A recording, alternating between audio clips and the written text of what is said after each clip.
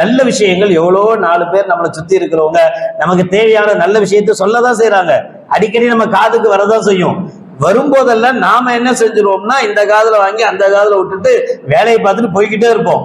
பிரச்சனைன்னு மாட்டிக்கிட்ட பிறகுதான் சொல்லுவோம், அடடா அன்னைக்கே அவர் சொன்னாரு, கேட்டு இருந்தா பொழைச்சிருப்பேன். இதான் மனிதன், நம்மளுடைய இயல்பு தான்.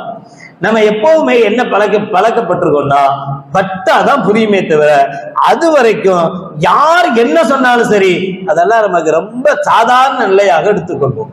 அவ்வளவு ஒரு மோசமான ஒரு பேரிடர் தான் நடந்திருக்கிறது. தற்போதைய தென் மாவட்டங்களுடைய மழையாக பெய்திருக்கிறது. சரி, இதோட முடிஞ்சு போச்சா, அல்ஹம்துலில்லாஹ் நிம்மதியா இருந்துடலாமா அப்படின்னா, கணிப்பினுடைய வானிலை கணிப்பினுடைய அறிக்கை சொல்கிற விஷயம் என்னன்னா, அப்படிலாம் நீங்க இனி வாழவே முடியாது. கொரோனாக்கு பழகின மாதிரி இப்போ பழகிக்கிங்க. இப்போ கூட தான் கொரோனா வந்துச்சுன்றாங்க. இதுல ஆல்ரெடி கேரளால 1000க்கு மேற்பட்டவங்களுக்கு வந்துருச்சு. ஒரே நாள்ல தமிழ்நாட்டுல 100 பேருக்கு கொரோனா பாதிப்பு ஏற்பட்டிருக்கு.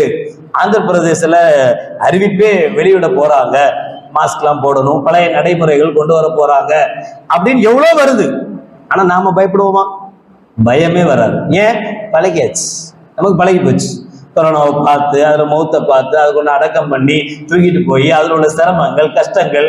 பரவாயில்ல, அப்படியாவது ஞாயிற்றுக்கிழமை நிம்மதியா இருக்க முடியுது. ஏன்னா ரோட்ல போகக்கூடாது, எங்கேயும் போகக்கூடாது, பொண்டாட்டி பிள்ளைங்களோட சந்தோஷமா இருக்கிறதுக்கு ஒரு நாள் லீவாவது கிடைக்கும். ஞாயிற்றுக்கிழமை லீவு என்பதை அனுபவிச்சது அந்த கொரோனா காலத்துலதான். மற்ற காலங்கள்ல லீவு பேருக்கு இருக்குமே தவிர லீவை அனுபவிக்க முடியாது. அப்ப நம்ம இப்ப என்ன ஆயிட்டோம்னு சொன்னா, கொரோனாவுக்கு பழகிட்டோம். இப்ப அந்த செய்தி வந்த உடனே பிரேக்கிங் நியூஸா வரல, அது பிரேக்கிங் நியூஸுக்கு போகவே மாட்டேங்குது. அந்த செய்தியை பார்த்து நமக்கு பயமே வர மாட்டேங்குது. அப்படியா வந்துச்சா, சரி சரி சரி விட்டுட்டு போய்கிட்டே இருக்கிறோம். இப்ப இந்த பேரிடர்களுக்கு நாம் பழகிடுவோம். இனி இப்படித்தான் நடக்கும். இதிலிருந்து நம்மளை பாதுகாக்கிறதுக்கு நாம என்ன பண்றது?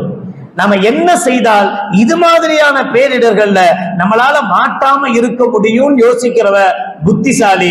இல்ல மறுபடியும் நான் இப்படித்தான் இருப்பேன் என்று நினைத்தால் திரும்ப திரும்ப நிவாரண பொருட்களை எதிர்பார்க்கிறவர்களாக மாறி போவார்கள் என்பதைத்தான் கால சூழல் நமக்கு உணர்த்துகிறது.